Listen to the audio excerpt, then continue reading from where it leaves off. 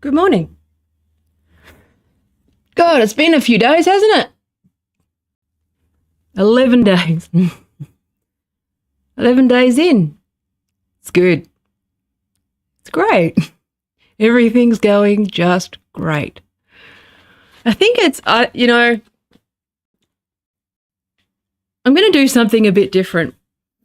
And I'm going to try, I don't know how little old me can contribute to the conversation because, first of all, not American. Does impact us, but we're not American, okay? But I do have some understanding about the tech overlaps with politics and some of this stuff, right? It's been actually quite interesting because I said to Paul last night because basically what I did was I made Paul watch a video. I think it's called Dark MAGA or something like that. I will actually link to it in the description. I just didn't have time. I was like mad racing to meet this stream. I was like screaming at the last minute, trying to like make notes, make a coffee, do all of the things. So I apologize if I'm a little bit frazzled. But I'll put a link to it in the description. You may have actually seen it because if you're interested in some of the ideas behind a lot of what's going on, you've probably seen it. But the person only has like 26,000 subscribers. I'd like to talk to her actually. I might reach out and see how I go. But it's a really important video. But it is it talks about the philosophical underpinnings of what's going on with MAGA at the moment, okay? And in case you weren't aware, because a lot of people aren't actually reporting it honestly, which I find concerning, that Elon Musk has basically just entered government buildings, including the Treasury, and sort of inserted his flunkies in there without security clearances, without any real mandate. I mean, he's obviously, like, MAGA bros are arguing semantics and technicalities because that's what they do, quibble. But, you know, at the end of the day, if you were anyone but Elon Musk and showed up to the Treasury Department and tried to take it over without security clearance, you'd be shot on sight. I mean, that's the thing. Like, you don't understand, like, that anybody else who tried to do this would be arrested or probably shot on sight, right? This is serious business, okay? Now, it might technically have, like, again, they're going to argue and quibble the argument, okay, that he was mandated to do so by Trump. But again, these things are debate, they're for debate. Like, that's the thing about law that I think people don't understand, is that, you know, like, law's up for debate and someone tests the law and, you know, then they interpret the law and they rule on it and then the law changes. Like, that's something that I think people don't understand, is that, like, unless if you're a good faith, which most people aren't, but if you're good faith and you understand sort of, you know, where the law, I suppose, the law fits in to sort of democracy and broader society, its role is to mediate fuckwits who try to break the law, first of all. But, like, it's always evolving. Like, you can't just sit there screeching on Twitter that it's unconstitutional. We don't know until there is actually until there is an actual argument and a judgment. You don't know, because there's an argument for things. Okay, so it's like, okay, they got you on your technicality, and I'll talk about some of this stuff because what we're seeing. Okay, let me explain. Let me actually introduce what I want to go, because this one is incredibly dense shit.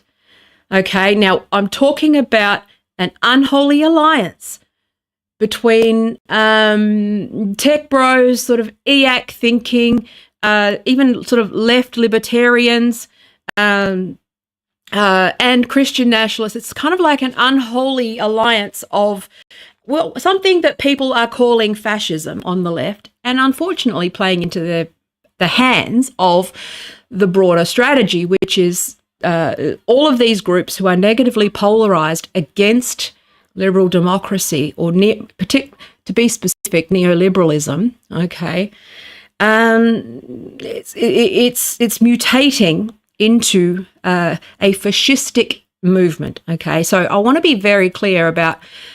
It's never been more important that you understand your terms, that you understand what fascism is and what fascism is not, okay? So, because a lot of people are throwing that word around, okay? And I'm using it in its pure definition, which is, and that's why I say fascistic rather than fascist. The video that I referred to last night, that I watched last night with Paul, because they say that fascism always has a dash after it. Okay, and that's true. There's always something else attached to fascism. Okay, so tech fascism, whatever. Okay, so you got to understand that fascism is a process. Fascism is somewhat of an outcome. Fascism is something that occurs rather than is designed. Okay, it is chaotic. It is It is something that once it takes hold is very hard to defeat, but it's also dysfunctional. Okay, and that's one of the things where I want to give you a bit of hope. Okay, because ultimately what you're seeing is alignment of the initial goal, which is supplanting of democracy. Okay, that is ultimately the goal. Okay, a group of people who don't believe that democracy is dated, that it is not working, that this, especially neoliberalism, is not working, it is not delivering, more importantly, and all of these sorts of things. Okay, so you need to understand that despite what it may look, so you need to understand. So So I watched this thing with Paul because I said, I've been aware of this for some time, but I wrote Yavin off as a kook, okay, and I shouldn't have done that. I wrote him off as a crank. And I know people were saying that like JD Vance was like into Yavin and all that sort of stuff, but it kind of, it was sort of fading away because of sort of Trump and Musk, being front and center of a lot of this stuff. A lot of this stuff is like a hall of mirrors, right? And it's been there the whole time. Sort of this EAC, Yavin, Christian nationalist, Zionist sort of shared interests. Okay, so it's not really, it is kind of a conspiracy of sorts, but I will never go as far as, to be that it's all one big conspiracy, because people aren't in on it. They're just driven by fucking interests. Okay. And so, and I've been doing a lot of this work and reading, and I made my husband, I said, look, you got to watch this fucking summary with this video, because you need to know that I haven't lost my damn mind. Okay. I just have to know this stuff, because if I'm going to practice as a lawyer, or I have to decide what kind of lawyer I'm going to be. I have to decide basically whether I go into tech law, tech regulation, I have to know all of this stuff. I have to know who these people are and what their motivations are and what their goal is, like, in order to like practice even law in this space. Okay. Or I just go and do family law, because that would be way fucking easier. Anyway. Go and do wills and estates, or some, conveyancing for fucking real estate. There we go. Fucking, do I really want to do this? That's the burning question as well. You got to understand this stuff. I have to make it my mission to understand, no matter how batshit I think these legal theories are, they are real legal theories. And, they're trying their luck with the US Supreme Court. And with the US being so powerful in the tech space and the global space and very influential, people need to understand the enemy. Okay, and this is the thing that, and also I'm going to do a broad critique of the left's reaction to this stuff, because they're missing the point. Okay, again, I do wonder if the left ever learns a fucking thing, because they're just running around calling everyone a fascist. Now, that is correct. This is a fascistic movement. A lot of what's going on is fascistic. It is fascism by definition. Okay, if you read, I have never recommended this book more than right now. I've consistently recommended it, but The Anatomy of, I've seen others sort of floating it around as well, which is funny because I recommended it years ago, saying this is happening. The Anatomy of Fascism by Robert O. Paxton. It is an audio book. Listen to it, read it, fucking read the Wikipedia page. Okay. It meets the criteria of fascism. Okay. Now, what is fascism? Fascism is a process. It is not an ideology. Okay. Fascism has no ideology. What fascism does is it attaches itself to whatever it is. It's kind of a movement, a phenomenon is probably the best word to use. It's a phenomenon that rises out of chaos, first of all. Okay, let me get my checklist, because it's again, I've got a lot of competing thoughts, and my brain always like farts whenever I hang on, where are we? Okay, so the fascism. So it's like it hang on, let me just. So there's like obviously I'm just making. Hang on, I obviously know this, but I'm just making sure that my brain processes it. Okay, so fascism is not something with a coherent ideology, and I think that that's something that people, because the post-war and neoliberal order has somewhat done fascism light for many years. I think the project itself has an interest in you not necessarily knowing what fascism is, because if you were to look at the current United States political system, you'd say, well, that's pretty fascistic. Like, there's been many books written on, the relationship between, and this, actual books, textbooks from academics about the relationship somewhat inevitable relationship between neoliberalism and fascism. Okay, how neoliberalism is effectively kind of a corporate fascism with the teeth taken out, right? Under this sort of guise of stability. Okay, so the interesting thing about what's happening right now is that you've got two fascistic, oligarchic, technocratic factions. One who is sort of hiding behind democracy as a concept and fighting for democracy. I mean, there's no democracy. And the other that is like, well, this doesn't work, let's tear it down and replace it with actual honest oligarchy. That's what you're seeing, okay? The problem is that nobody's actually engaging in the reasons why people want change, the reasons why people think democracy, especially liberal democracy, has not delivered. For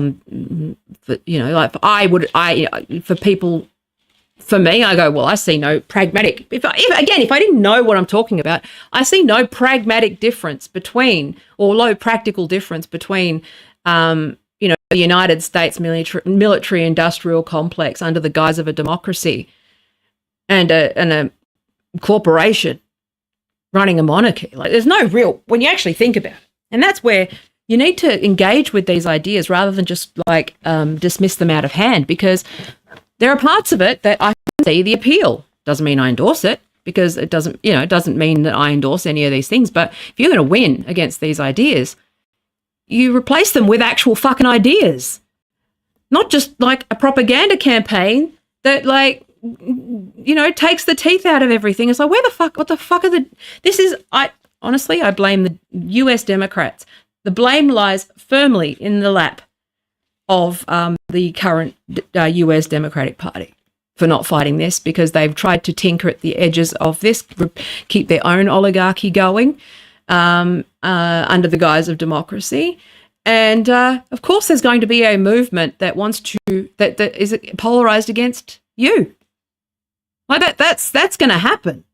And so, their failure to recognize people's pain and people's and now, fortunately, because I understand the consequences of said things, that that these things are not. These are not the far right MAGA shit is not a solution, and these people are being used. But you've got to actually engage with what they are, and you've got to come up with a counter fucking argument, a counter narrative, not just sit there calling people fucking names all the time, even if they are fascists. What does threatening a fascist with an axe do? What does it accomplish? Okay, it doesn't. It accomplishes fuck all. So, it might make you and your little toddler fucking hormones feel better, but it doesn't actually fight anything. Now, so, you got to understand, Elon Musk has a different ideology to Peter Thiel. Peter Thiel has a different worldview to the EAC bros. Okay. Marjorie Taylor Greene, Donald Trump, Rob DeSantis, all of these, and the religious nutters and the Zionists, they all have different ideologies. Okay. But they have the same first step. The first step, and that is the goal of the shared fascistic interests, is the dismantling of the current order and putting something else in its place. Now, they all disagree on what's going to be put in its place. And that's where it gets dangerous, because that's where the chaos comes from. Okay. So to turn around and say that this effective accelerationism is the same as Curtis Yarvin, and Curtis Yarvin is the same as the trigonometry guys, and the trigonometry guys are the same as Joe Rogan, and that Joe Rogan is the same as Elon Musk. That is reductive, unhelpful, and doesn't actually accomplish anything, because you're just lumping everyone into fascist. And the thing is that they spent so many years anticipating that would be the only word that's used. They've basically diluted the word fascism down to fuck all anyway, so no one hears you. Okay? Now, you got to remember that effective... So I've talked about EAC before. Okay, so EAC is sort of the baby level of tech bro sort of cults. Okay. Now, EAC in Techland, okay, was a joke. It started out as a joke, sort of opposition to effective altruism. Now, effective altruism is your classic sort of neoliberal, stable corporate. We can tinker at the edges, trust and safety. We know what, we know we need to put brakes on this. We need to control everything because, we're in charge of, we know better. Like, effective altruism is still a technocratic worldview, okay? Still an elitist worldview. It's just a different type of elitism, okay? So the effective accelerationist movement, they sort of positioned themselves online some years ago as against the effective altruism people. Now, I hate effective altruism people because I believe that effective altruism is, no, pay your taxes, okay? Pay taxes and redistribute through the government. The government sets the priorities, not fucking corporations, okay? So it's all, you got to understand that there's all these factions, okay? There are technocrats and elitists who think that they should run everything because they could do it morally. And so Sam Bankman-Fried was one of those effective altruist guys who they're like, as soon as they get money, they will distribute it as they see fit. Okay, that sort of corporate ESG bollocks. Okay, that basically just makes people more money, but is still ultimately technocratic and elitist. The accelerationists are like, fuck you guys. The technology progress is inevitable. If we just push through this, we will find solutions later. Move fast, break things. Again, I'm reducing these down, but they are move fast, break things. It's inevitable. You can't stop it. And who the fuck do you think you are trying to control everyone? Again, they've got a point. Everyone's got a point. How do you determine what truth is? Fuck you, you elitist pricks. We want decentralized, accelerated stuff. Again, EAC's not an ideology. It sort of spans the left-right spectrum. You can't look at this in isolation from United States brain rot, where they don't actually understand the political compass and the complexity behind it, and they got their spectrum confused because of 100 years of sort of propaganda that creates a left-right spectrum that is inaccurate. Okay, that closes off the entire centre left and beyond. And, you've got right and centre right. Okay. Well, far right and right at this point. Fascists. Can't even say because fascism transcends an ideology in general. Okay. So what you've got is shared interests here. So you've got the EAC. Okay. You may have seen E/AC. Okay, I've talked about them before, and they are kind of your traditional sort of Jack Dorseys and your crypto bros. They kind of Bitcoin bros. They kind of argue for tech progress at all costs, and don't necessarily have any regard for guardrails or for democracy or government. So they all hold democracy and rules and traditional structures in contempt. Okay, so that's one of the common aspects of this. Now, Curtis Yarvin is an internet crank. I've read his stuff. And that's why I dismissed him, because I actually was like, because if you've been on the internet as long as I have, you've seen these bloggers. You've seen they take themselves so seriously. Okay? They write these manifestos and they're just sitting there huffing their own farts. And here's my exceptionalist idea of the world. And I am like all things. Oh, well, I've read some history books and therefore here's my manifesto, right? They're all over the internet. They take 20,000 words to say what they could say in 2000.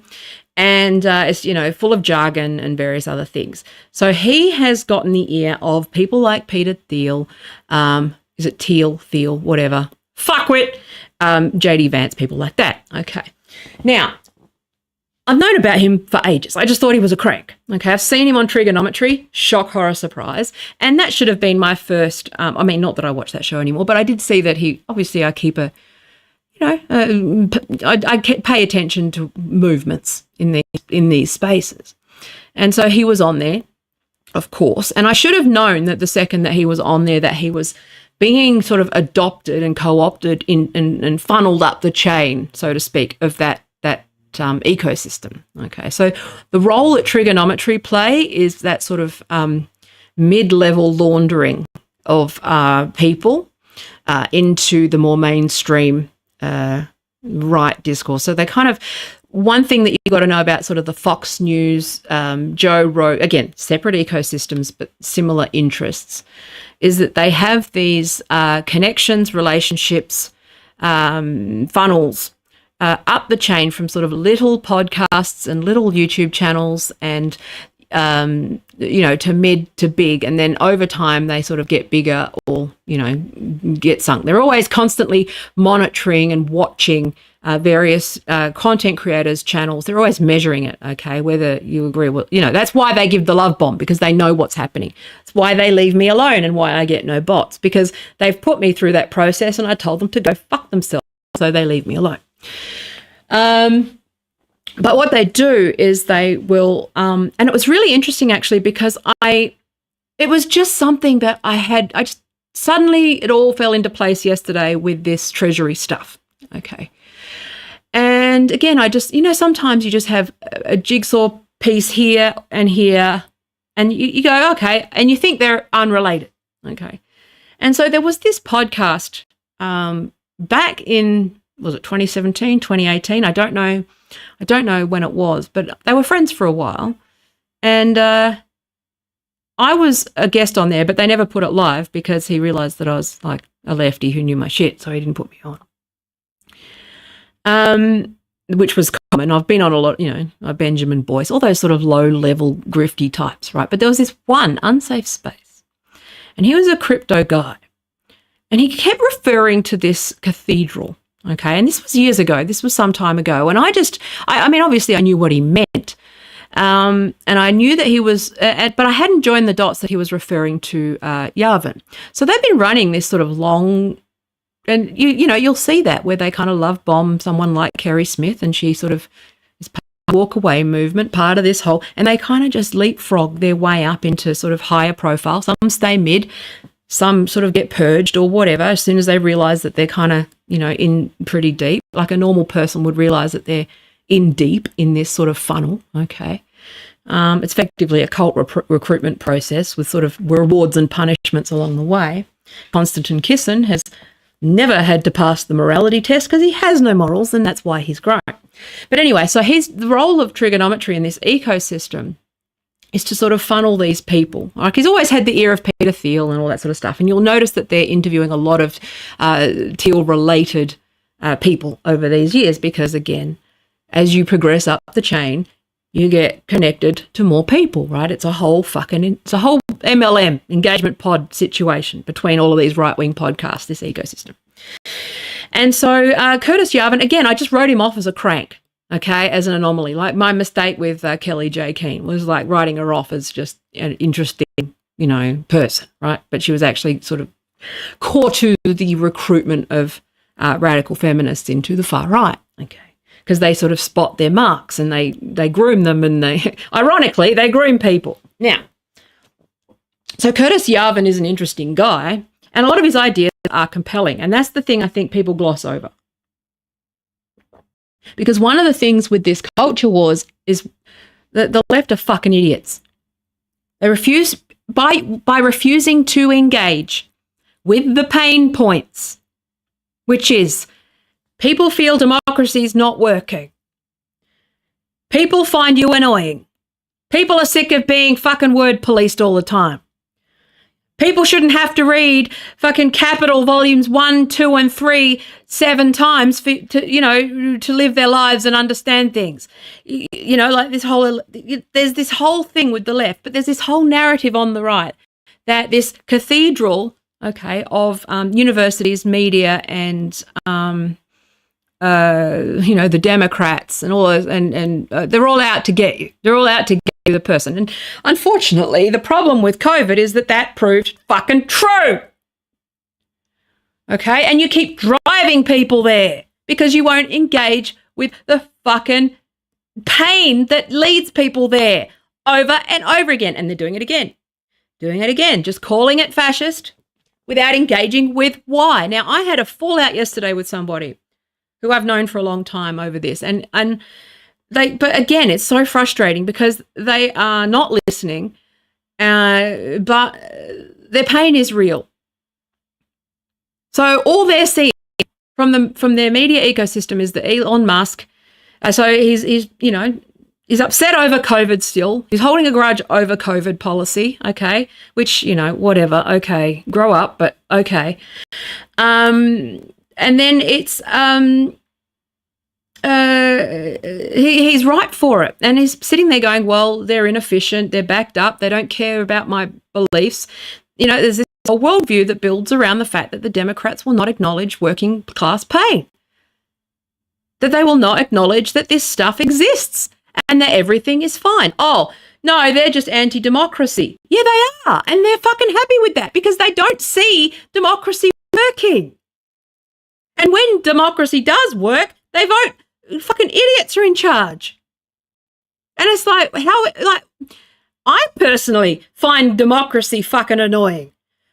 Okay? The fact that my expertise is somehow now considered equal to some rando on the internet. Like, I fucking hate democracy too. I hate that my opinion is equal to that fuckwit. I have those impulses as well. Unfortunately, I also happen to know, because I know what I'm talking about, that there is other solutions can be a lot worse because, I know my history and I know that these things have a tendency to, concentrate in a way where evil people end up in charge. And even if it's a good, benevolent dictator or a monarch that you put in place now, the person that succeeds them might not be. Charles I, everybody, okay? Fuck me, read your history. Now, this is the mistake that's being made, which is that you're not engaging with the premises that they're making, okay? So I have actually engaged with Yavin over the years, but again, I wrote him off as a crank. I thought it was like, I read stuff. I'm online, I'm in tech, I know about these people and these actors. I just didn't realize that these were the, on its own, okay? And this is the difference between a normal brain and a conspiracy theorist, which is a conspiracy theorist would say Curtis Yarvin is involved in this conspiracy, this great conspiracy with the Christian nationals and the Zionists to do X, Y, Z, okay? So versus these different groups that some have good things to say, some people are more evil and have more sinister objectives, have a shared interest, okay? Classic example of that is the Zionist project and Christian nationalists in the United States. Now, the reason that they're not Zionists because they love Israel, okay? They're Zionists because they need Israel to exist and for things to escalate to bring about the end times because they're a fucking psycho cult, okay? That's why evangelical Christians support Israel. They don't support it for the same reasons. They have a shared interest, okay? That's, and that's, they're bad actors in this whole thing. And it's the same thing with Curtis Yarvin, where he has a vision. Now, whether you agree with it or not, see, again, this is why left and right is reductive, because he is a right-winger, okay? My answer to that is, okay, what else? Okay. And this is part of the problem with, is that he's nailing a point that no one is addressing, which is democracy isn't working, doesn't exist. Okay? And unelected bureaucrats do run things. Okay? Now, I happen to think that that's a good thing. I happen to think that the administrative state provides stability, and this becomes a worldview thing. Okay? This becomes he uses, in some of his work, he uses a comical example in that he differentiates between laws and rules, okay? And a lot of this, and again, okay, interesting, all right? Interesting thought. Shouldn't be in fucking government, but it's an interesting thought. You're allowed to have an interesting fucking thought without it being a cult, okay? So you need to engage with debate. You need to engage with people who are reading it, because if you're not reading it and they are, then you don't know how to beat it, you fucking morons. So stop fucking policing people for reading shit.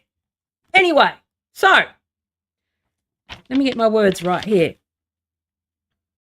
So, the core argument, okay, of his, it's called neo-reactionary theory. Now, people are saying that there's this, but again, they're glossing over it, okay? But this is how you get to the pain point. When you are in sales, you cannot sell until you understand the pain of the person that you are selling to, okay?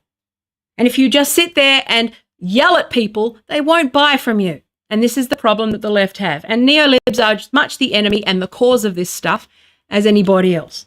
So, the core argument of Curtis Yarvin's neo-reactionary theory is that democracy is a failed system and that we need a more efficient, stable form of governance.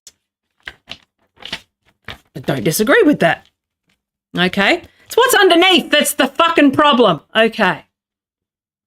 But no one says that. They go, oh no, this guy's an evil guy who's made a cult and it's a big... It's like, yes, okay. But a lot of that is being driven by the Christian nationalists, not so much his ideas. And I'm not saying that you should be open to his ideas because obviously they're a batshit slippery slope and he's a crank. But you got to engage with this stuff because this is how you win people back. So democracy creates weak, divided governments that are incapable of decisive action and they're captured by special interests. Not disagreeing with that. Okay, now he uses, like I said, he differentiates between laws and rules. Okay, and he uses a comical example of SpaceX and them having to pay. Again, an absurd example. It's not obviously the example in all cases about regulation. Part of the straw man that he creates is that all regulations are, absurd, which is not correct. Okay, some are for safety and all of those sorts of things, but.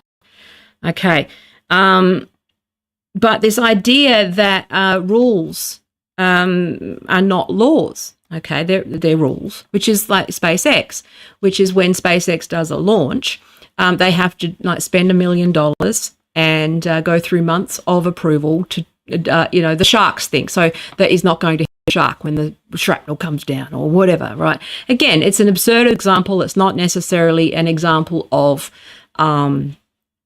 every regulation that exists, but that's the example that he uses, which people would definitely agree is a ridiculous fucking rule. If there's anybody who fucking understands ridiculous rules, it is someone like me who lives in Australia. Like, we are a very bureaucratic, administrative, to the point of being Python-esque on a daily basis. Like, we have bin police, like walk around and tell us about the fucking bins and give us a red, yellow, green. It's absurd, some of these things, okay? However, when you understand when you're actually like a legal, like trained person who knows what they're talking about, they know why those things exist. They're ridiculous, but they exist for a reason, which is fuckwits run the planet. Okay. If there weren't fuckwits, we wouldn't need regulations. And these guys are fuckwits who don't realise they're fuckwits, and that's the dangerous part. Okay. But again, he says that the problem is that the modern liberal state is bloated, inefficient, and unable to solve major problems. Correct. Infrastructure decline, immigration crises, economic stagnation. Correct. But obviously, he doesn't think the problem is capitalism and the pursuit of profit. He thinks that the CEOs who are at the top should run shit. That's obviously the wrong conclusion, but socialists need to meet him at that debate level. You can't just sit there while lefties go, yeah, I agree with that. And then fucking funnel. We want to know why people funnel to the right. This is why, because you're not giving them anything. You're just calling everyone fascists all the time. And even if it might be true, you're using it in the wrong way. Okay, because fascism, like I said, it is a process that feeds off you saying it's fascist. You fucking idiots. Now, so, okay, so the difference between, say, your ordinary, you've got your effective altruists in tech who are the sort of your quintessential neo-libs, where, the ladies who brunch and trust and safety and we can control this stuff because we're technocrats, but we're the right technocrats, okay? They are the absolute representation of the neoliberal order, okay? Then you have your EACs, which are the people who are like, I mean, it started as a joke and it's kind of, but like anything and it turned into a cult, so people started to take it literally. Now, there is some cross-pollination. So the difference between EACs is that they're mostly libertarian and they want decentralized stuff, okay? They want decentralization, no regulation. They want to live in, it's that quintessential Bitcoin bro, like brain rot, okay? Like who pays for the roads then? How do you travel from like locality to locality? Who funds the roads? Oh, well, we'll fit, it's that voluntarist bullshit, okay? It's silly, okay? But it cross-pollinates with Yavin's ideas where he's actually got a plan for execution. And this is the plan that's actually being somewhat executed by tech bros right now that you're seeing, okay, which is to overthrow the current order, but with the consent of the public. So the reason so you've got to go through and read a lot of Yavin's work, which is that Donald Trump represents an opportunity. And part of the reason why Donald Trump has been saying a lot of this autocratic stuff out loud, okay, is that Yavin's playbook or plan or whatever talks about the consent of the public. So you can't just stage a coup through and take it over, okay? Now, again, calling it a coup is kind of a little bit incorrect as well. This is an organised sort of takeover.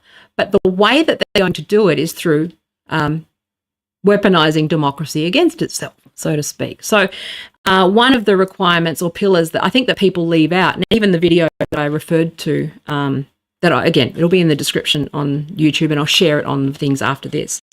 I shared it last night so you can have a look, but I just wanted to show it to Paul to say, look, I haven't lost my mind. This is actually happening, and this will summarize it so you know I'm not crazy. But it also left out the fact that Yavin's idea is, it's somewhat utopian. Okay, so again, it's just a crank. Like he's just another internet guy who's got an idea about things, who doesn't know what the fuck he's talking about, and at some point gained credibility with tech people. Okay, because he claims to, because he can name figures from history, and it's like okay.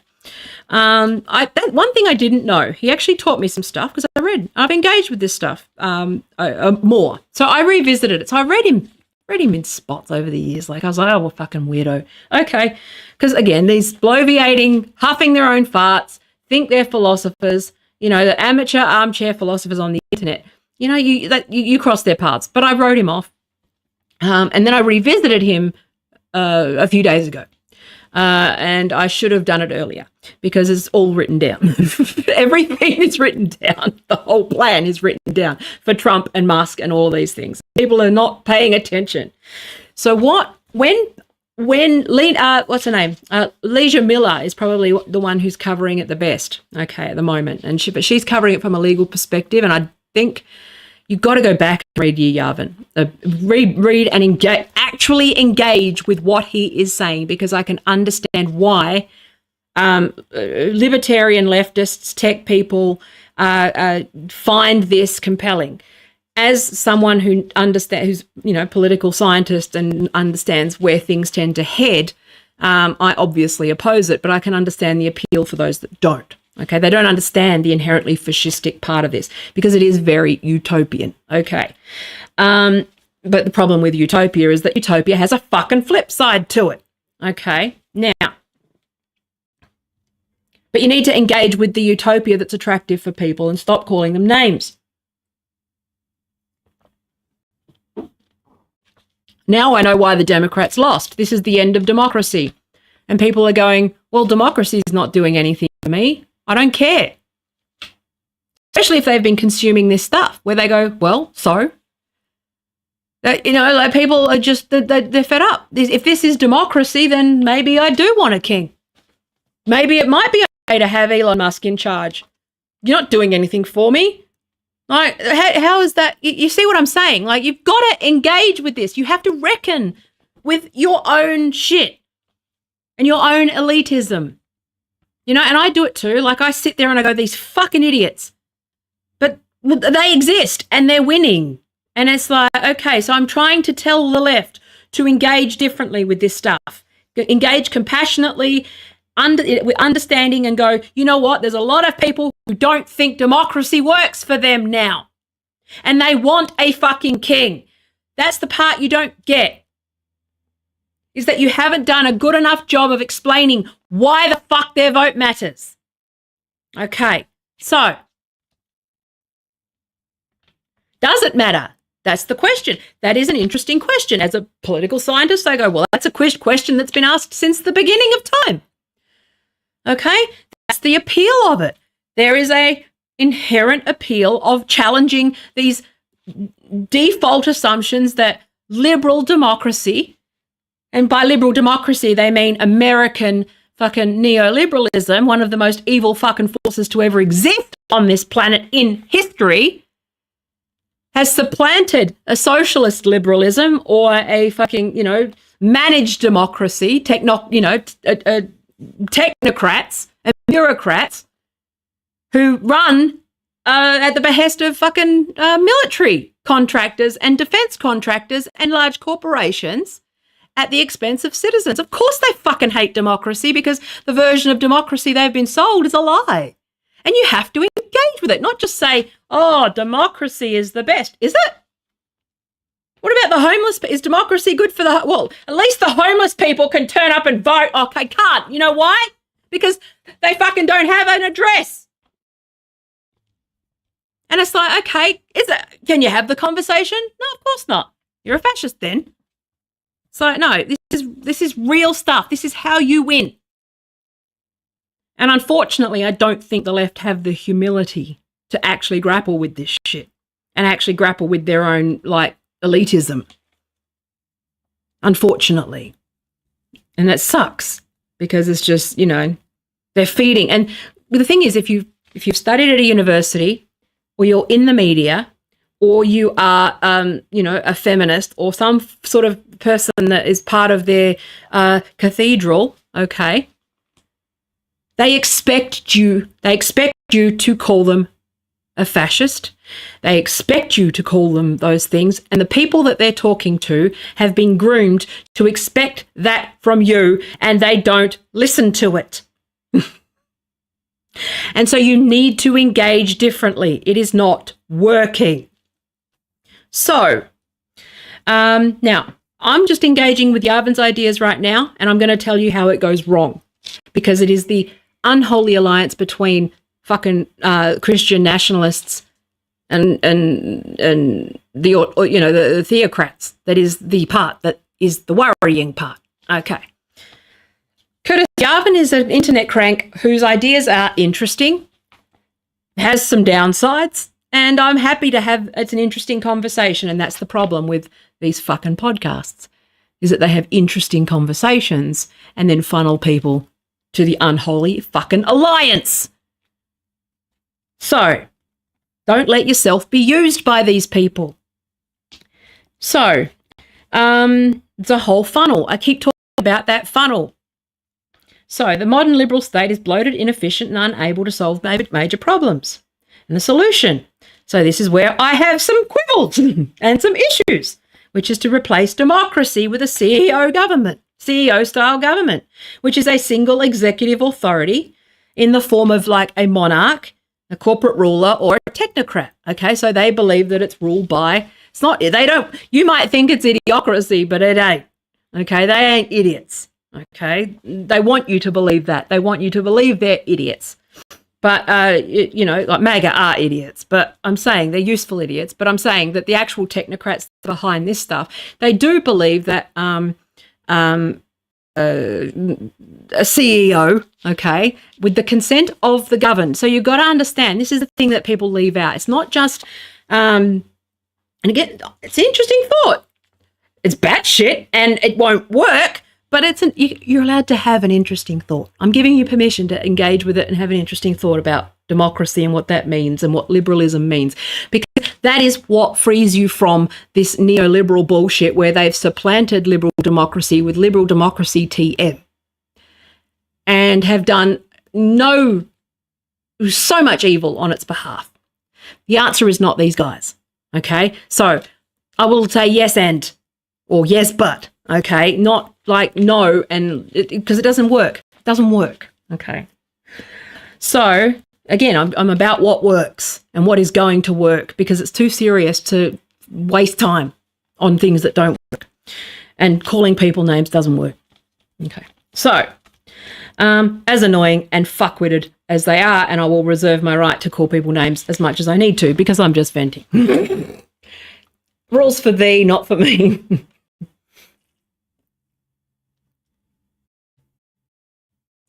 Anyway.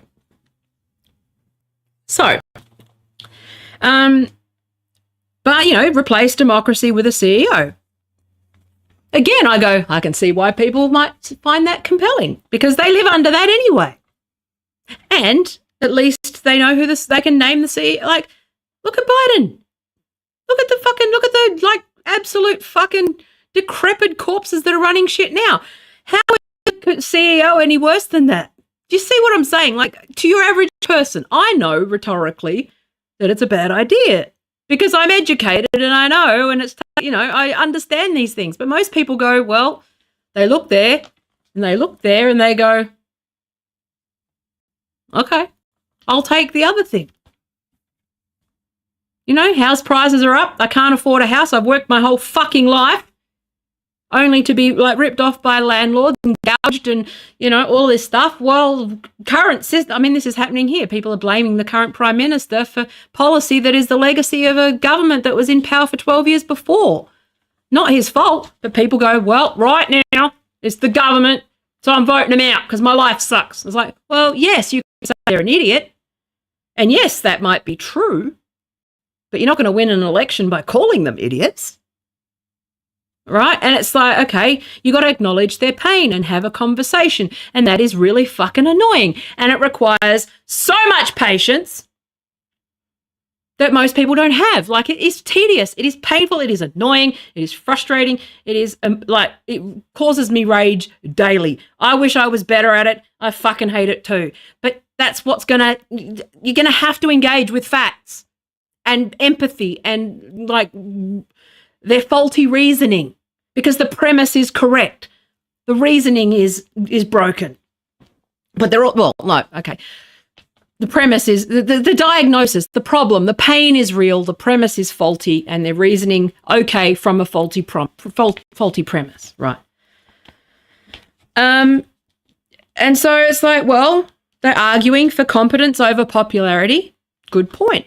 Have you seen fucking content creators lately? Have you seen the perverse incentives for bullshit? Have you seen the current state of affairs? Have you seen, like, all of this stuff? Okay, stability over chaos. Again, they will create more chaos because of what I'm going to talk about in a minute. But, you know, again, this sounds true. It feels true. It feels good, doesn't it? Anything but what's going on right now, it feels pretty fucking nice, doesn't it? Pre-Trump, I mean. It's even worse now. But again, private governance works better than public governance. Okay, again, that's a worldview thing. I completely disagree. But, you know, successful corporations, for example, Apple and SpaceX, operate under a single visionary leader, not a chaotic vote by committee system. That's a camel. Absolutely true. I agree. Still not the answer. See, I can agree with these things and go, no, but that doesn't work. Okay, you can't just reject this shit out of hand because there's some actual good nuggets in here. And the answer is reform, dickhead. Do democracy well. Do it properly. So, you know, like, and again, this is just what happens when you steal man's stuff. Okay. So, you know, it's not really old school fascism in the strictest sense because it's really just advocating for monarchy, okay? Like a CEO, like a whatever. But again, the thing I've alluded to the thing that they leave out. One thing, having read and engaged with his ideas, is that he says that you should still have people's consent. So part of the reason that you've been seeing Trump say all of these jokes, okay, saying what he's doing, like they've been open about it, right? With J.D. Vance talking about Curtis Yarvin and Trump joking about not needing elections and saying all of these things, and Elon Musk even doing that fucking CKL to see what they were doing was showing you and telling you what their plans were, and then people voted for them anyway. And what his whole thing is that is basically people's consent for Trump to do what Trump does. Now, since then, Yarvin, again, I rush read it, so I have to read it again, but I'm pretty sure that he's not confident that they're going to achieve because he doesn't think that enough people consented to Trump for fully materialized. And he also seems to think, the subtext seems to be that he thinks Elon Musk is a fucking idiot. And that's consensus. That's the one thing everyone fucking agrees on, that he's an idiot. Okay. That he can't do it. But they're trying. Okay. So, but it's more like, so basically like the whole plan is to just put someone unelected as a CEO of the nation. Okay. And not Trump. Trump is the sort of, not the CEO.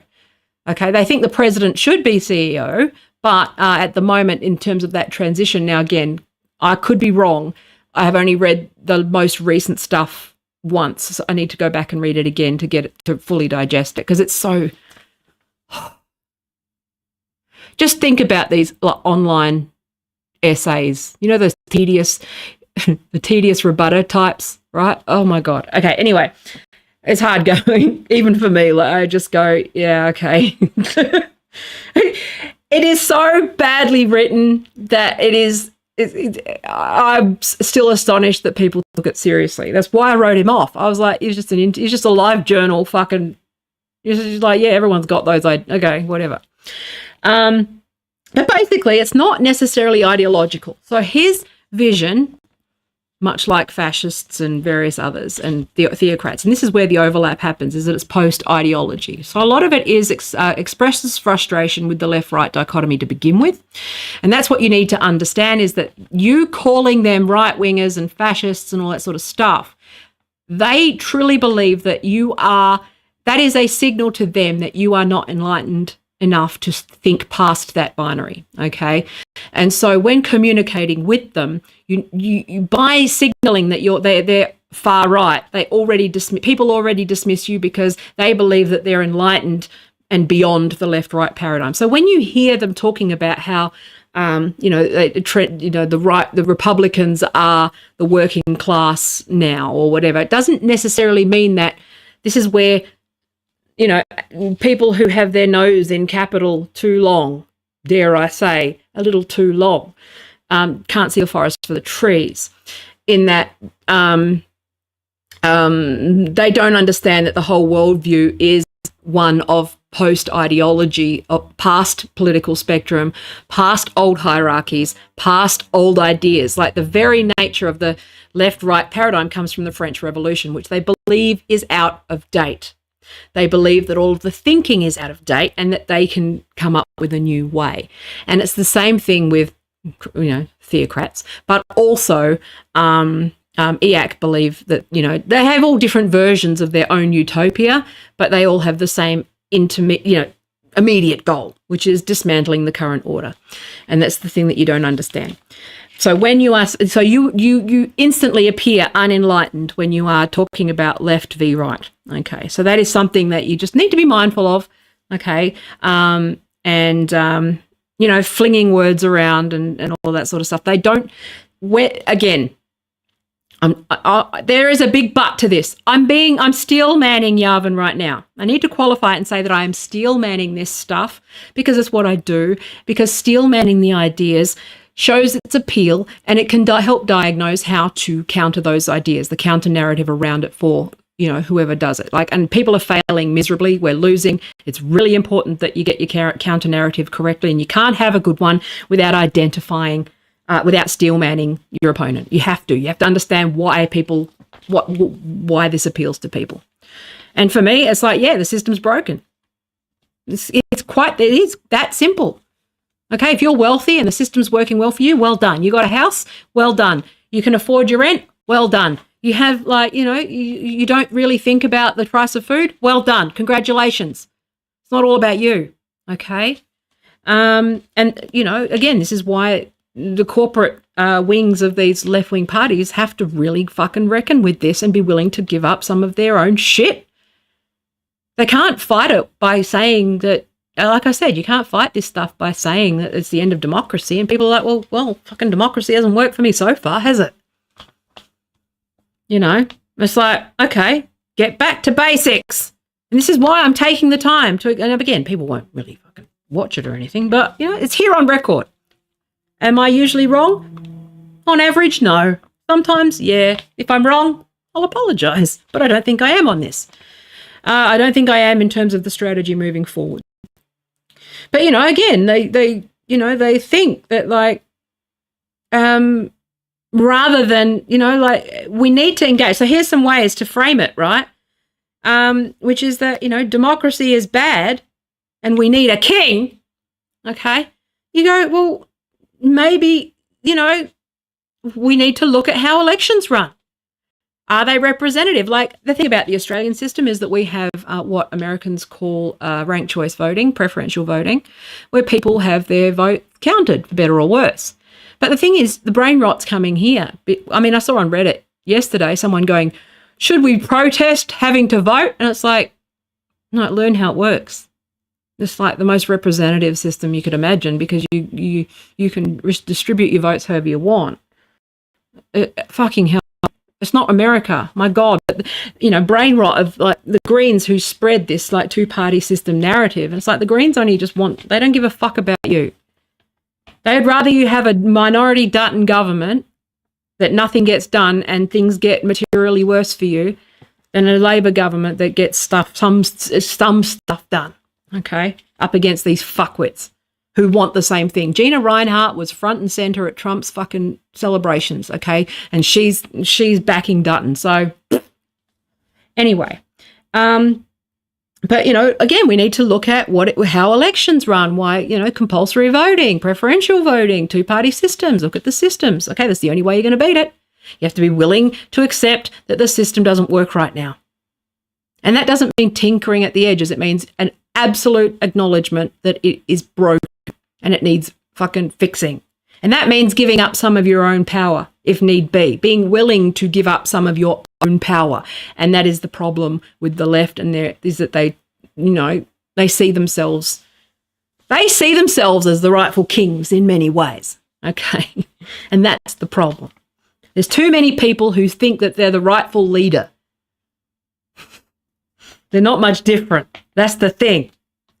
But, like, regulations don't necessarily kill innovation, but we do need to look at how, laws and rules and absurd rules and laws, you need to look at government waste. You do need to look at these things, okay? But you need to present an argument that is, like, balancing speed and safety, what that sort of, pain point is, whether there's room for negotiation, not this sort of zero-sum game all the time that creates mega bureaucracies, okay? And it's like, again, these are conversations worth having, and they are having them.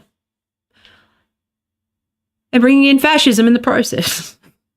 But again, it's just, look at problem solving. Like, again, we've got to have more of a problem solving approach to these things, because that's what a democracy does. It has a conversation. It has discourse. It has a counter argument. It defends the fucking institutions, not just accepts them as they are and goes, you know what, they're perfect now. Nah.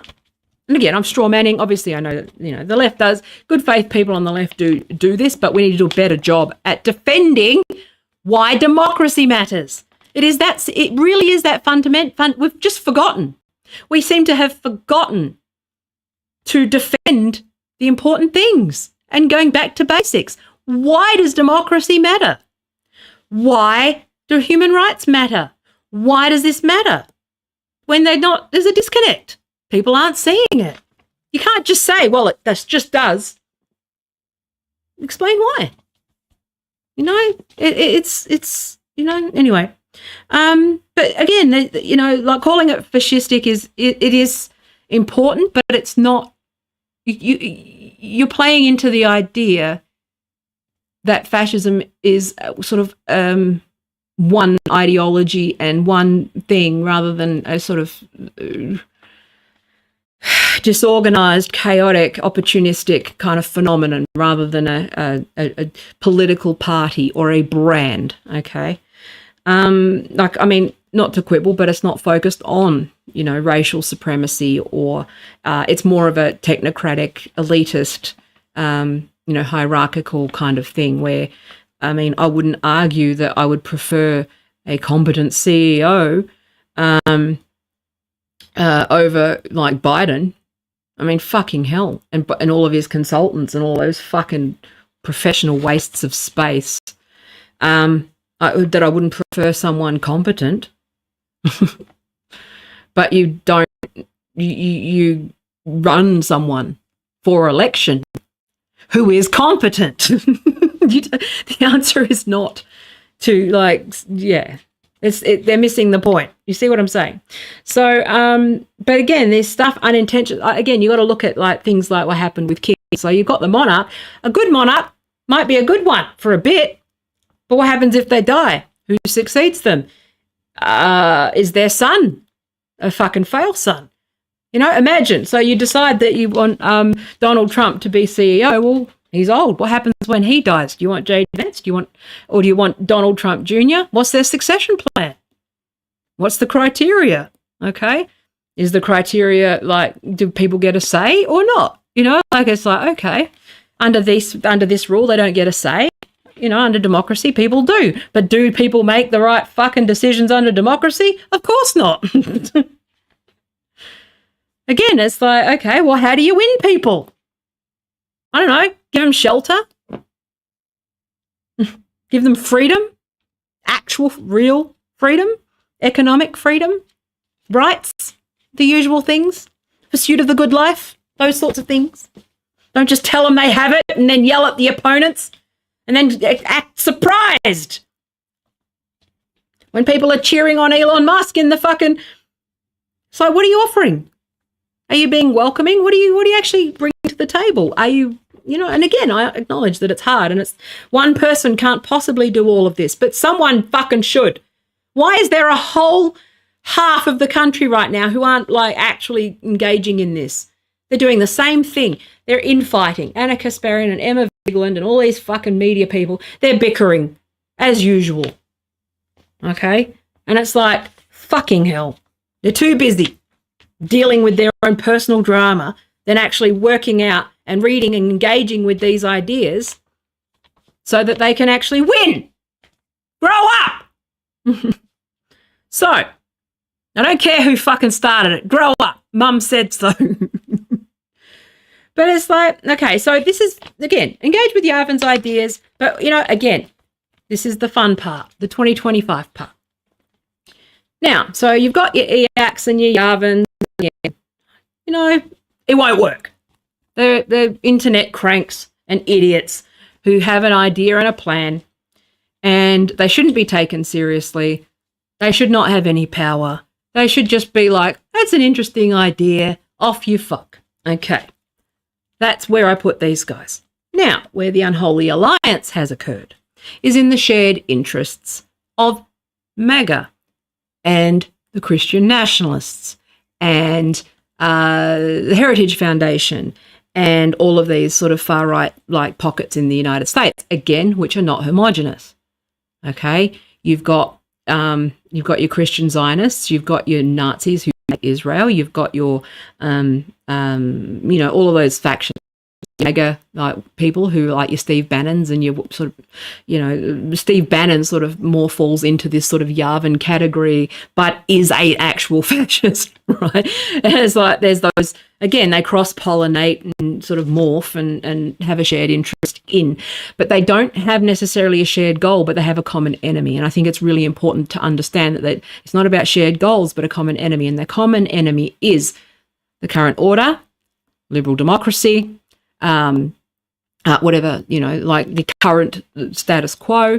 They, you know, when they say anti-establishment, and this is the grave mistake that people like Cenk Uygur are making, which is that they are ignoring the unholy alliance. They are completely ignoring the reality that fascism is opportunistic and about a shared immediate goal. But beyond that, you end up with chaos and fighting and infighting, and it's too unstable, and you usually end up with an authoritarian rule, and that these idealistic working class ideas that have been sort of propagated by Yarvin, which I wouldn't disagree with, really. I agree with his solution. I agree with his fucking diagnosis of the problem. And this is what the left needs to answer. The left needs answers for the problem and his proposed solution and run interference there, because we're losing. But the mistake that people like Cenk Uygur are making is that they are ignoring the unholy alliance part. And that is the more powerful faction. And that is the Heritage Foundation, the 2020 Project 2025, which is that these MAGA and EACs and tech bros and all these guys are being used by these darker forces to supplant the United States government with a theocracy. Okay. So this is where they overlap. I think it's important to understand a little bit where they overlap, which is that they all claim to be sort of post-ideological. Okay. So like in Iac and Yavin's case, in terms of neo-reactionism, right? It's not about left or right, just efficiency. Okay, so that's just pure sort of Taylorism stuff, right?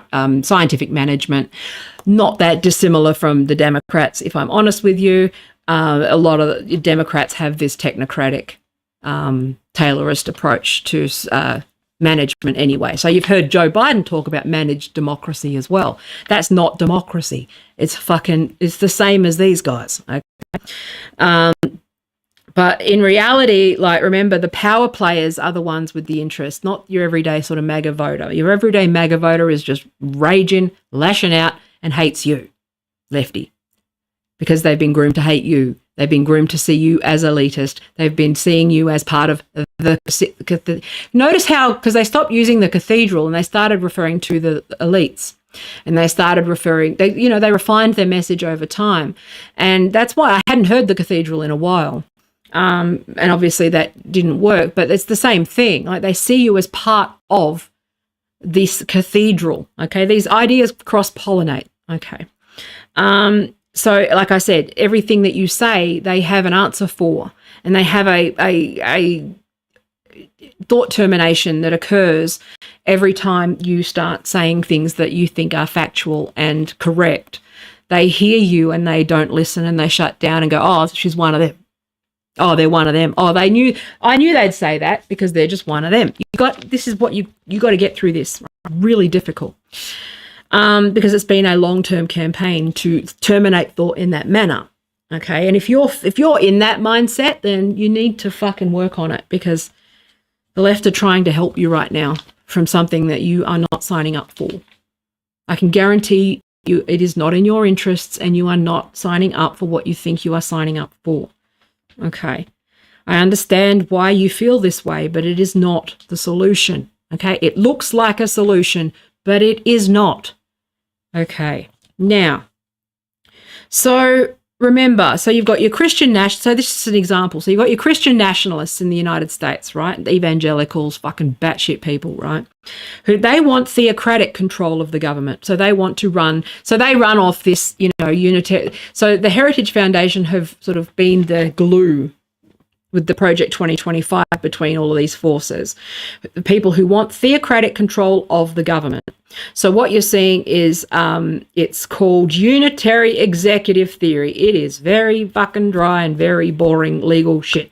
But basically, it means that the president is the CEO. Does it sound familiar? The president is the person who has the executive power, and any delegation to agencies, authorities that regulate on the president's behalf, on behalf of the executive, are unconstitutional. So they want to get rid of the administrative state. Again, if you don't know what that is, I can't explain everything, but that's basically what it is. Okay. So an example is environmental regulations. They would argue that the only lawmaking authority is Congress, and that anything that is outside of Congress and the executive, who is the president, so any of these departments that are delegated by the president they don't have the right to make these rules. Okay, so you can see where they overlap, laws and rules. Laws come from Congress and from executive orders from the president and the Supreme Court. Rules come from these agencies that they don't consider legitimate. That's why you've seen sort of Jeff Bezos and Elon Musk and these guys challenging the constitutionality of things like the National Labour Relations Board, or questioning the Consumer Financial Protection Bureau and those sorts of departments. Okay, because their whole worldview says it's not real, it doesn't exist, I don't accept it. Okay, see how they overlap. Even though their idea might be more utopian and wrong, but utopian, okay? Utopian doesn't mean good. It means they think that it's doesn't mean that you can't not like anyway. But so you've got your Christian nationalists who want to supplant the president with a theocrat, someone who is that the United States is a Christian white nation, and it should only be that way. Okay, the MAGA movement, which is openly anti-democratic and anti-authoritarian. Okay, ironically, and they're the fucking useful idiots in all of this who think that democracy is not working. The fucking anti-woke, that wokeism is the enemy, and that this woke thing, again, you have to take this on the chin, lefties. This neoliberal woke monster that came out of fucking sociology departments that was designed to attack the working class. The working class went, fuck you. You're not interested in me. You're like whatever. That created MAGA. You have to reckon with the fact that they have gone right because of you and your elitism and your idea that they're going to just fucking roll with it, okay? Yes, it's not correct, but that is what they think. You have to grapple with it. Jesus Christ, I'm seeing the same errors over and over again. Like watching the Majority Report just say, no, we're right, and they're wrong, and they're getting rid of it. It's like, no, you need to fucking grapple with this, your own role. Because this stuff was designed to break apart any material, like class organizing, okay, against these guys. They're, so fucking annoying. And Cenk's an idiot too. Both things can be true. Cenk is naive. So, because Cenk is ignoring the unholy alliance part. The fact that it's too risky. Okay? And that the people that he's in bed with are the theocrats. They're not in bed with the good faith utopian people who've been duped. He's in bed with Charlie Kirk, who wants to put in a fucking theocratic, dictator. You fucking moron. So anyway, get off the internet. Fucking hell, talk to normal people. My God, you idiot. But also, this woke shit can go die in a fire too. It's like, fuck off. So, talking sense. Every time you start waffling in jargon, you're in the cathedral. They don't listen. They shut down. And they might not even have the word cathedral, but they do know what an elite is. They do know that you look down on them. They do know that you think you're better than them. All of these things, okay? And yes, I am. I'm smarter. I've educated. Yes, but we need to overcome this. And I don't know how, because I'm an elitist too. But I'm just saying, okay, this is the problem the left have. We have to diagnose the problem correctly. So anyway, and then you've got your Peter Thiel line figures, right? So they fund this sort of AI techno-fascism interests, right? This is what you're seeing with Thiel, JD Vance, Elon Musk. I think Trump is more on board. See, Trump probably sees this argument more than the Christian nationalists. I think he sees the Christian nationalists as a tool, okay? I imagine he would, okay? I think he thinks that problem will go away and that they will shrink rather than grow in number, and that I think that he thinks he has control over the situation, and he fucking doesn't. So again, if you steel man Trump, he thinks. Think about Trump. He's a CEO. He thinks that a CEO should run things. That's his worldview. He's more in the sort of Yavin, probably more sympathetic to the Yavin worldview than he is to the sort of Heritage 2025 Foundation. But, Project 2025 by the Heritage Foundation. But he's going to see them as useful. So I think they see, and the interesting thing here is when I was approached to run here, they asked me to run for the Liberal Party, not for Labor. And I think that this is why, because they see these conservative movements as useful ways of supplanting. I think they see the Republican Party as a tool and the base as a tool because, to take over, right? It's not necessarily even like that they are Republicans. It is that they see that institution as vulnerable to takeover. And that was one of the interesting things when I was approached to run by this fucking anti-China person that I keep needing to write about. But he basically said that you could take over the party with, you know, a handful of people. And I think that that's really telling. You just got to stack out some branches with some like-minded people and the party is vulnerable to takeover, right? The ALP, not so much because they're more rank and file, sort of got more rank and file. I imagine the Greens is similarly vulnerable because, you know, they're the fucking Greens. But I think they're too disorganised. But these right-wing parties can be infiltrated and taken over and imploded using these sort of right-wing theocrats and Christian nationalists and those extremists as sort of your army, right? And that's one of the things with Yavin is that he does talk about, like, having the using the base as army and police and the interesting weird thing is about this idea of like an app, a Trump app. And I was like, okay, that he uses to mobilize the base to sort of do his bidding and policing and all that sort of stuff. Again, there's too many things to include in one stream, but, you know, it is worth thinking. They've written it down. It's written down, okay? It's chillingly similar to what is actually happening right now. But then again, so you've got your Project 2025 operatives who have a plan to take over the civil service, because what they can do is when they see where they're playing with real fire here is this idea that if you take over all three branches of government, you can effectively run it like a CEO, but the people who are taking it over want theocracy. And that's where that will clash. But they're not thinking beyond. They're not thinking that far ahead. Both teams are underestimating the other, and that's where it's dangerous because that's where that conflict happens.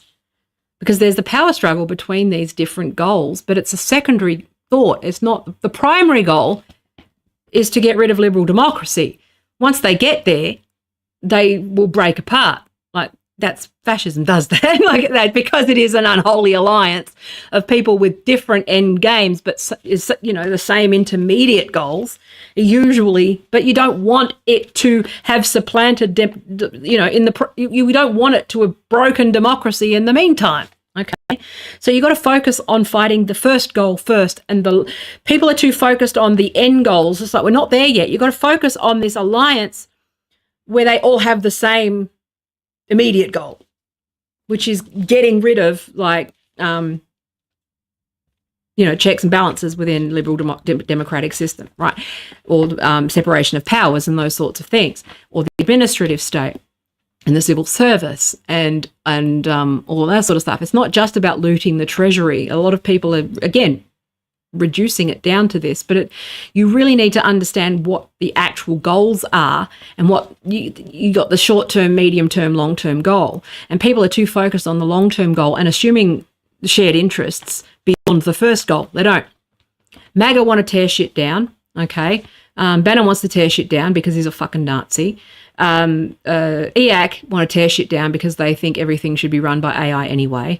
Teal and JD Vance and all of those Yavin people want to put in a CEO who, you know, they may have benevolent interests, but the flip side of that is some pretty chilling shit. But then you've got your Project 2025 who fucking mean business and they want a theocracy. They want an actual like Christian nation. And so, you know, and again, that group's not homogenous either. There are people who are just reactionary and who just, you know, believe in the natural order, and they might not actually do any harms per se. They might just be threatened by women voting, just those little things. But, you know, it's fluid. Okay, fascism is fluid, and people are too focused on, way too focused on Nazi Germany right now. Okay, you need to be focused on what is right in front of you right now, because there's immediate opportunity to like inform people about what they're actually trying to do. And so, because it doesn't matter. The only way this can hold is if everyone agrees that the current system can be changed. If we don't agree that, then everything's fucked. Okay, that's ultimately that's the cleavage that we've got. Is people who believe that the current system is worth saving, or replacing with, a version, an actual democratic system that I don't know how we're going to fucking convince these fucking liberals to like give up power, but that's just they have to face it. Or, I mean, the only other thing is that maybe they agree with all of this. Maybe they want that. Maybe they want the theocracy and they just want the power. They want oligarchy, and they're not fighting because they agree. I mean, that's, again, I don't like to think that, but I suppose I've met a lot of people who are very comfortable and don't realise, and they won't give up a fucking thing in order for, so that, when you actually see people having to give up something for their values, you'll see how few people actually give anything up. I'll give stuff up for my principles, right? But remember, so the EAC core argument is that like technology and AI should determine governance, right? And not outdated democratic systems, okay? Effective altruists believe that this should be managed with technology, but there should be guardrails around it. That's the only real difference, okay? At no point is there a socialist anything here. Just remember that. This is just, there are socialist answers, social democratic answers to this. But you need to be engaging with it in the right way and see where the overlaps are and understand why people are going in the direction away from you. Anywhere but you, okay? You're annoying, stop it. And I've got to look at myself as well and how I interact. So neo-reaction's core argument is that democracy is weak, okay? And that it's outdated and strong rulers or corporate-style government is superior, okay? And, I think looking at the current state of democracy, I mean, who disagrees with that? I don't disagree with it. I just know that it has, I know that it doesn't go that way. It's not about the wholesale rejection of the idea. It's just that I know that it doesn't work. And that's the problem with these guys, is that they have such engineer brain rot and Dunning-Kruger bullshit. They think they have answers that haven't already been tried and we've settled here. Like, that's the problem, is that like we know that doesn't work. We know it won't work. And they won't listen. So they think that they are gods and that they know everything, and that's the most that's what makes this fallible, is the irony that they think that they're fucking better than everyone else and smarter than everyone else when they're not. They got lucky under a capitalist system that incentivizes certain people. They got there not through merit, but through luck. And I don't want someone who got there through luck running the show. That's how you end up with Donald Trump. Okay, and that's what you got to get your head around. And then you've got your Christian nationalists, which is like America should be a white Christian nation, okay, ruled by religious values, okay. And they all reject, but the thing that all three of them do is reject democracy as inefficient and weak. Okay, so while the Democrats might have a point about this being an attack on democracy, the thing is that they don't give a fuck about democracy. Like, that's what you need to understand, is that, yes, correct, it is an attack on democracy. Correct. And most people are seeing that democracy doesn't fucking work for them. Okay? Or your version of it. Okay. And all three of those movements believe in a natural hierarchy. Okay? They just disagree on who's at the top. And that's where you get chaos and instability after they reach their immediate first goal. So once they get on the first step and they've achieved what they want to achieve, this will fall apart and cause chaos and instability, because what will happen, you're already seeing the infighting. But that will get worse, because they all see it where elites, like tech leaders or religious leaders, kings, should govern, okay? Not the sovereignty of the people, okay? And all three of them see liberal democracy as an obstacle to bring about their, vision of the world. Now, one guy who's instrumental in a lot of this calls himself a tech Zionist, and I think that that's telling as well. I don't want to get into that, but there are these intersecting, overlapping patterns and worldviews that are deeply concerning, because obviously you've seen what people believe. Actually, yeah, watch the YouTube video about that, because that talks a little bit about that stuff, but this tech Zionism stuff, where, they move in, they reclaim the land, they try to build utopia. And, you know, look at the logical next step of that, which is what we're seeing, right? So that those practices will be seen across the board, but for more people, poor people, people they don't see as human, okay? That's where it gets scary. And, you know, you end up in actual kind of, when you say that's Nazi shit, that's what I mean. It leads in a certain direction. It doesn't necessarily mean that everyone involved is a Nazi. It means, but it's just that that's the logical conclusion from this hierarchy. We are creating utopia. Anyone who doesn't fit into that utopia is either forced into it or is exterminated or otherwise not human. Okay. And that's why it's dangerous. Like it doesn't matter. It just leads there, right? It's not hyperbole. It's just, you know, these things have a pattern. So EAC on its own is like it's just hyper-libertarian, like decentralized shit, right? Neo-reaction on its own, like Yavin stuff is an obscure it's kind of an obscure thought experiment, and like I said, it's an interesting thought experiment, but wouldn't work, okay? And it is an interesting thought experiment about monarchy as a governance model. Like, we live in a constitutional monarchy and it functions, and I would argue that it might be the thing that sort of keeps us stable. That said, Canada is under the same fucking, you know, like, it's an interesting, like, again, this stuff can be interesting as well.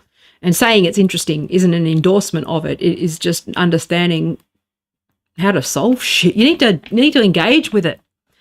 But in the hands of Project 2025, like, it becomes a blueprint for like a real world, like theocratic, technocratic dictatorship. And that's the thing. That's the Project 2025 thing is the jet fuel, and the thing that you should be scared of, because they are sort of co-opting all these tech bros. The tech bros think that the Christians are useful idiots, and the Christians think that the tech bros are useful idiots, because the Christians also think that the Jews are useful idiots to bring, and they're all trying to, and the Christians want to bring about the fucking rapture. You know, and it's like, okay, well, Christians fucked it all again, as usual. But, you know, so there's a whole pipeline. So it's like, you know, it starts with sort of innocent. I would even say that, like, the tech libertarians are kind of the lower level useful idiots of this whole thing, because, again, you know, some of the stuff that they say is a point. I mean, Musk is a fuckwit, but, Bajali Srinivasan, that's his name. Sorry, I've got it written here. That was the tech Zionist guy. So they adopt Yavin's ideas because, you know, they have a genuine critique of democracy and that it doesn't work, okay? Musk is a sort of a different guy, but, like, you know, these guys do have a point, and that is the point you need to start engaging with very fast, which is that democracy doesn't work, okay? EACs and accelerationists, and this is where even socialist accelerationists need to be very careful here as well.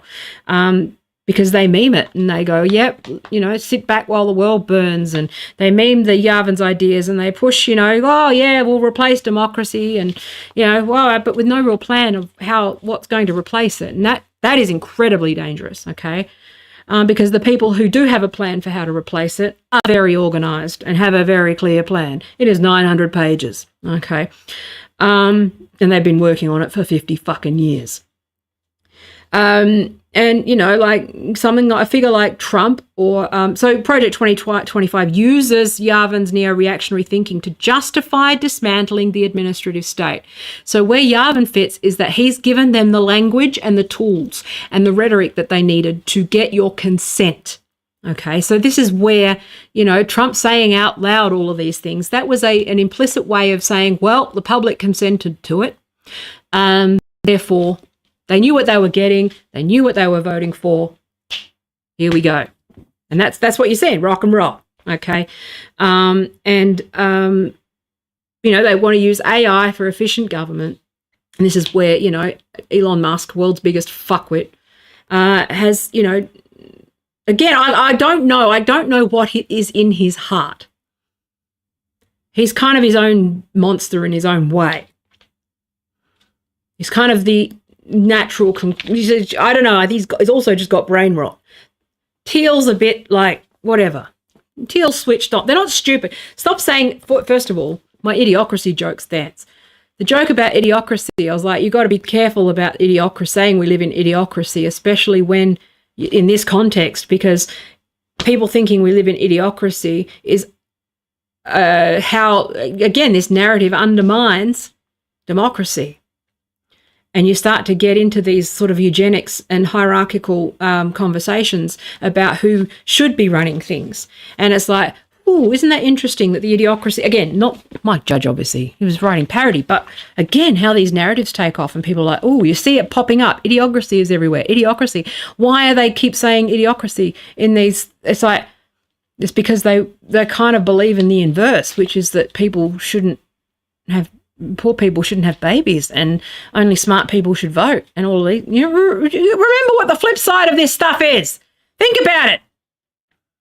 You know, and again, it's like, but it's my, you know, so Steve Bannon is an interesting figure. He hates Elon Musk. He's a Yavin guy, and it's like, for me, it's too much risk. It's too risky. So for me, it's like, look, I'd ordinarily probably engage with a Yavin kind of conversation, believe it or not. Okay, I don't agree with it, but I would engage with it. But we need to reject this stuff out of hand. But again, still engage with it, but reject it as dangerous purely because of who has glommed onto it and the risks of even engaging with these ideas. Because democracy is the thing that absolutely has to hold right now. Again, it's not one of those things where I think it's perfect. I think it should be improved. We should work on it. It needs to but I do feel that the real fight is, and again, like we're just saying that and they're going to go, it's like, no, I mean a different democracy, a real one. Okay, not a fucking fascistic illusion of democracy, but actually give people what they need for a happy life. Make them feel like liberal democracy is worth saving. Make them feel like their opinions matter. You know, engage, call people, talk to people. You know, it's like, fucking hell, it's not hard. Make people feel like democracy is worth something and that their vote matters. You know, and it's like, but again, you know, like you just, it's steps 2, 3, 4, 5, and 6 that you got to worry about. You know, I'm not a fan of the current system, but, you know, it needs to change. But, you know, the options on the other side are not so great. Okay. So, yeah, you know, it's like you got to understand that, like, fascism is a lot more complex than what you'd think, right? So fascism has no sort of set doctrine. Remember, it's quite fluid, okay? It doesn't have a fixed set of beliefs. It behaves a certain way. Read The Anatomy of Fascism by Robert O. Paxton. I urge you to read it. If you read one book, even if it's a summary of a fucking book, ask about it, okay? And also but one of the common things is that there's a strategic opportunism that goes with fascism, okay? So they don't necessarily preach coherent ideology, okay? It exploits crises and cultural discontent, like I've talked about, using like whatever narrative or symbol is most effective in the moment, okay? And that's what you're seeing happening right now, okay? You know, so like the thing about fascism is that it exploits crisis and discontent. That's like one of the first things that it does.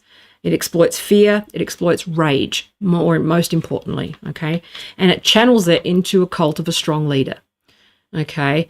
Now, again, they have different views of what that strong leader looks like. One's a, technocrat, one's a religious leader, others are, a yes queen. You could argue that the Democrats have their vision of a fucking cult leader too, and it's the fucking yes queen who does ladies who brunch cheer on. That ain't fucking democracy either, okay? And, they construct an external or internal enemy, which, I've talked about, the cathedral and, the elites, and also on the other side, this nebulous far right, whatever, that has lots of different parts to it. That to the point where they've strawmanned the far right to the point of being actually ineffective and meaningless. And I can't help but think it's like, any of these people actually fucking like intelligent? Like this is not. I'm not particularly scholarly in this area, but surely they know more than I do. But again, self-interest is a powerful drug. And also subversion and reorganization of institutions. Again, you're seeing that right now. Okay, a normalization of violence and disinformation, and that is one aspect that I think that you're not seeing either with X, the Everything app, is that the vision is that they're starting to route everything through X because they can control the narrative, they can control people with threats via social media. So the social media component here is that anyone who critiques this is on the receiving end of violent threats, okay? And eventually that could lead to being on behalf of the state. It's not inconceivable that Musk isn't putting in technology that sort of links you with, various other things. What happened to the Twitter files? I thought that there was... Oh, my God. See, even I got duped. Again, these things play on good faith. It's not your fault if you were wrong. It's the very, this is, I'm not going to apologize for being a good human who steelmans things and is charitable. And when people, especially when the left are so intolerably elitist and deliberately, willfully not getting the point every time, which is that they need to stop screeching. It's so annoying. You are absolutely not helping by alienating everyone. Shut the fuck up. Or age properly like an adult. Too fucking serious. Name calling. Grow up. You're part of the problem. But yeah, so anyway, remember, fascism's a process. It doesn't have an ideology. There's lots of different people. Some have ideas. You have to engage with the root. You have to engage with the actual problem and the root cause of things, which is that people aren't that. When you say democracy is in danger, they go, I don't give a fuck. What's democracy doing for me? Nothing. Okay. What's liberal democracy? What are you doing for me? Fuck all. Okay. So then these guys are presenting alternatives that sound like, well, okay, that sounds all right. People don't know the fucking unintended consequences. And then you got your batshit fucking Christians and Christian Zionists and fucking loopies looking to turn everything into the Handmaid's Tale. They're not the same, but that will be the end result because they will exploit, because they're the ones that are the most organised. They're the ones with the biggest fucking book and the biggest set of plans and have been at it the longest. Okay, so these technocrats are temporary. They think that the theocrats and the Christian nationalists are useful idiots. I disagree. I think it's the opposite way. And that's where they've got a fucking blind spot because they're engineers and they think that they know everything. Nice ideas, guys. Well done, you fucking idiots. Anyway, it's almost like your money doesn't buy you smarts or something. And you're smart in one area and an idiot here in the most obvious fucking way, which is that you're being manipulated like you're a fucking, like it's 2013 and I'm at a CRC watching fucking corporate sharks circle around an autistic PhD software engineer for his tech. It's the exact same bullshit. These fucking sharks are circling around the autists and the autists don't fucking see it.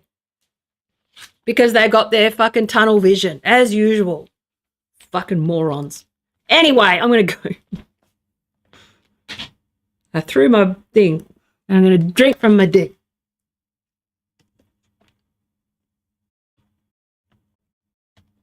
An hour and 43. An extremely succinct video. But anyway, I hope it was useful. I think I'm hoping that I have at least piqued your interest in something a little deeper for those that are watching it and have seen it and are interested, which is 4 people, 5 people, 3 people.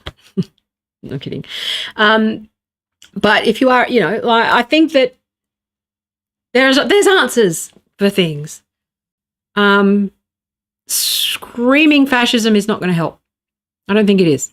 I'm naming fascism because it's what I know what it is and I can describe it and it is, but it's not working.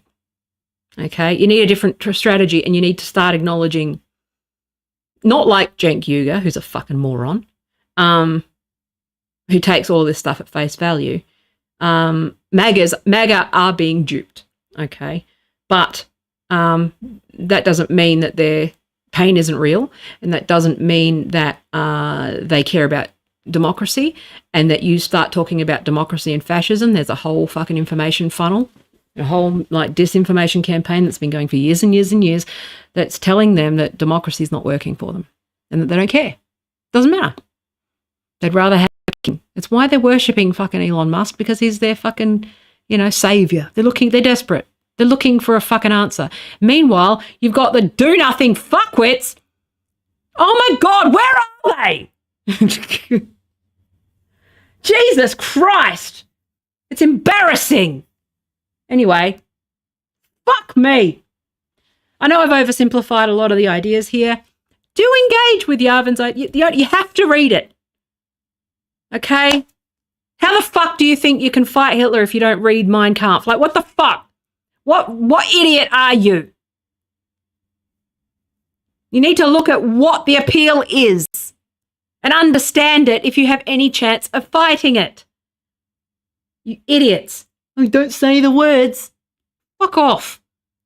This is how you keep losing. Word policing. Anyway, I'm going to go. I love you. Hopefully this was of value. I'll be back on Thursday. Have a great day. Bye.